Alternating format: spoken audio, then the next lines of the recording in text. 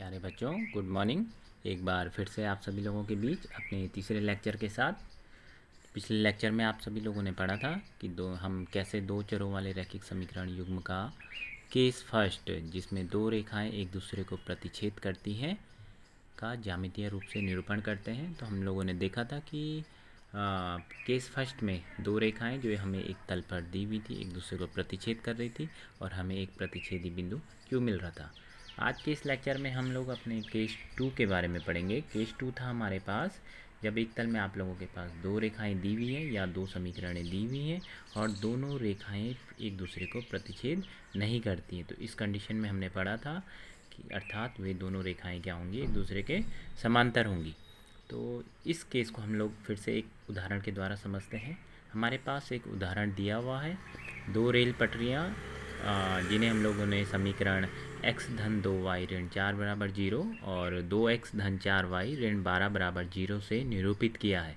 हमें इस स्थिति को ज्यामितीय रूप में व्यक्त करना है। तो आइए हम लोग इस केस को समझते हैं, कैसे हम लोग इसे सॉल्व करेंगे। तो समीकरण का हल हम लोग लिखते हैं। हमारे पास समीकरण 1 दी हुई है, x धन 2y ऋण 4 बराबर 0 और 2x धन 4y ऋण 12 बराबर 0, समीकरण नंबर 2। तो फिर से हम लोग समीकरण 1 से स्टार्ट करते हैं पहले। तो समीकरण 1, x धन 2y ऋण 4 बराबर 0, या यहाँ से हो जाएगा आपका x धन 2y बराबर 4। यहाँ पे 4 का चिन्ह ऋण है तो बराबर के इधर जा कर के धन 4 हो जाएगा। अब या 2y बराबर 4 ऋण x, इसके पश्चात हम क्या करेंगे, x को भी दाईं तरफ ले जाएंगे। यहाँ पे x का चिन्ह धन है तो बराबर के इधर जा कर के ऋण हो जाएगा। या y बराबर 4 ऋण x बटे 2, तो 2 गुणा में था, ये यहाँ से इसके बटे में आ जाएगा। तो इस प्रकार से हमें y का एक मान मिल गया है, 4 ऋण x बटे 2। अब हम फिर से क्या करेंगे, y का मान प्राप्त करने के लिए इस समीकरण में x के, तो इस प्रकार हम y का मान प्राप्त करने के लिए इस समीकरण में x का मान रखते जाएंगे। तो यहाँ पर मैंने x का मान रखा है पहला 0, 2 और 4। तो y बराबर 4 ऋण x बटे 2 में जब हम इन मानों को रखेंगे तो सबसे पहले 0 रखने पर 4 ऋण 0, तो 4 ऋण 0 कितना हो जाता है 4, और 4 बटे 2 यानी 2 दूनी 4, तो y का मान हमें मिल गया है 2। दूसरी बार जब हम 2 रखेंगे तो 4 ऋण 2, तो 4 ऋण 2 कितना हो जाता है 2, और 2 बटे 2 1, तो दूसरा मान हमें मिल गया है y बराबर 1। फिर से 4x के बराबर 4 रखने पर 4 ऋण 4 0, और 0 बटे 2 0 हो जाता है। तो इस प्रकार हम देखते हैं कि x के विभिन्न मानों के लिए हमें y के अलग अलग मान मिलते हैं और एक x और y के मानों का एक युग्म मिल जाता है। 0 पे x बराबर 0 पे y बराबर 2, x बराबर 2 के लिए y बराबर 1 और x बराबर 4 के लिए y बराबर 0। इसी प्रकार से हम अन्य मान रख करके भी y के मान प्राप्त कर सकते हैं। पुनः हम समीकरण 2 से चलते हैं, समीकरण 2 के मान भी ज्ञात करते हैं। समीकरण 2 जो हमारे पास थी 2x धन 4y ऋण 12 बराबर 0, तो यहाँ से हम चलेंगे तो 2x धन 4y ऋण 12 है, ये बराबर के इधर चला जाएगा तो धन 12 हो जाएगा।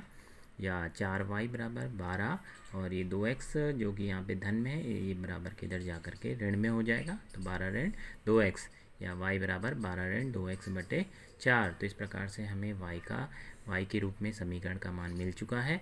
पुनः हम यहाँ पर y का मान रखने के लिए x के विभिन्न मान रखेंगे। तो y का मान ज्ञात करने के लिए हम x का मान रखने पर, तो यहाँ पर मैंने x के मान रखे हैं 0, 2 और 4।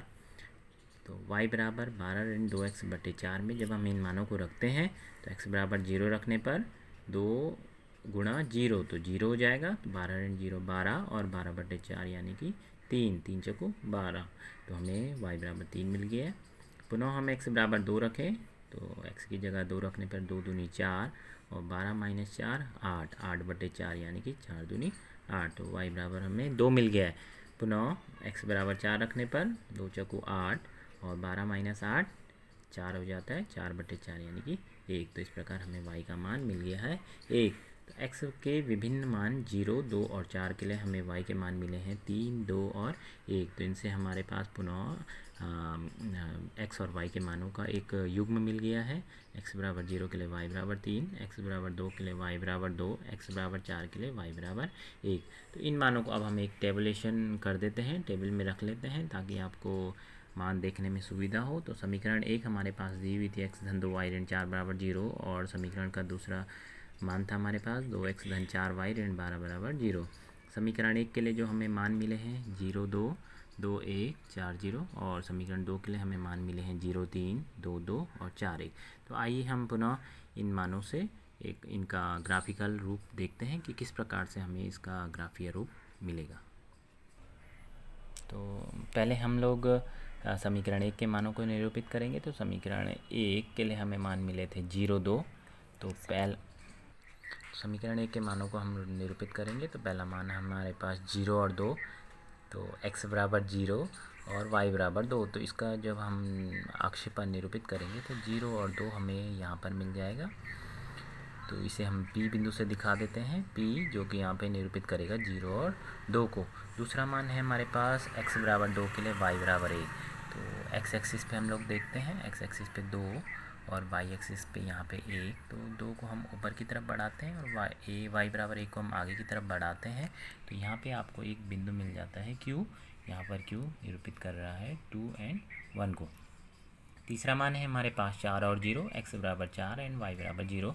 तो फिर से हम x एक्सिस पे 4 को देखेंगे, 0 1 2 3 एंड 4 एंड y बराबर 0। तो 4 और 0 आपका x एक्सिस पे ही बिंदु R पर प्रदर्शित हो जाएगा। तो यहाँ पर बिंदु R आपको निरूपित करेगा 4 और 0 को। तो इस प्रकार से जब हम इन तीनों बिंदुओं P, Q और R को मिलाते हैं तो हमारे पास एक रेखा AB मिलती है, एक सीधी रेखा AB मिलती है। तो रेखा AB यहाँ पर समीकरण 1 को निरूपित करेगी। ये हमने यहाँ पर भी लिखा हुआ है।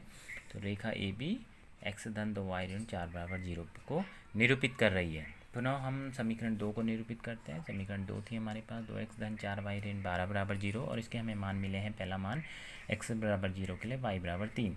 तो पुनः हम इसे ग्राफ पर निरूपित करेंगे, x बराबर 0 एंड y बराबर 3। तो यहाँ पर ये बिंदु आपका निरूपित हो जाएगा। इसे मैंने P डैश से दिखाया है। तो P डैश यहाँ पर निरूपित कर रहा है 0 और 3 को। दूसरा मान है हमारे पास x बराबर 2 के लिए y बराबर 2। पुनः हम x एक्सिस पे देखते हैं, x बराबर 2 एंड y बराबर 2। तो दोनों मानों को जब हम आगे की तरफ बढ़ाएं, ये डॉट डॉट लाइन से मैंने दिखाया हुआ है, तो ये एक दूसरे को बिंदु Q डैश पर इंटरसेक्ट करते हैं या काटते हैं। तो Q डैश यहाँ पर 2 एंड 2 को निरूपित करेगा। तीसरा मान देखते हैं हम लोग, x बराबर 4 के लिए y बराबर 1। तो x एक्सिस पे पुनः 0 1 2 3 एंड 4 एंड y बराबर 1। तो दोनों मानों को अगर हम लोग आगे की तरफ बढ़ाएं तो ये एक दूसरे को बिंदु R डैश पर इंटरसेक्ट करते हैं या काटते हैं। तो R डैश यहाँ पर निरूपित करेगा बिंदु 4 और 1 को। पुनः जब हम बिंदु P डैश, Q डैश और R डैश को मिलाते हैं तो हमारे पास एक सीधी रेखा MN मिलती है। तो MN एक सीधी रेखा है। MN रेखा यहाँ पर निरूपित कर रही है समीकरण 2x धन 4y माइनस 12 या 2x धन 4y ऋण 12 बराबर 0 को। तो इस प्रकार से हम लोग देखते हैं ग्राफ की सहायता से कि रेखा हमें समीकरण x धन 2y ऋण 4 बराबर 0 और 2x धन 4y ऋण 12 बराबर 0 का ग्राफिकल रूप दो सीधी रेखाएं AB और MN मिलती हैं, जो कि एक दूसरे से निश्चित दूरी पर है। इसे आप लोग चाहें तो स्केल की सहायता से इनके बीच की दूरी नाप भी सकते हैं। तो ये दूरी हर जगह पर बराबर ही रहेगी। तो इस प्रकार की रेखाओं को हम लोग क्या कहते हैं, समांतर रेखाएं भी कहते हैं। तो उपरोक्त आकृति से स्पष्ट हो जाता है कि रेखा AB और MN एक दूसरे को प्रतिच्छेद नहीं कर रही है कहीं पर भी, चाहे आप लोग इस सिरे पर देखें, मध्य में देखें या अंतिम सिरे पर देखें, तो कहीं भी एक दूसरे को प्रतिच्छेद नहीं करती हैं। तो अर्थात ये दोनों रेखाएं क्या है, एक दूसरे के समांतर हैं। तो इस प्रकार से हम लोग केस सेकंड को सिद्ध कर सकते हैं या केस 2 को आसानी से समझ सकते हैं। केस 3 को हम लोग अपने अगले लेक्चर में पढ़ेंगे। Thank you.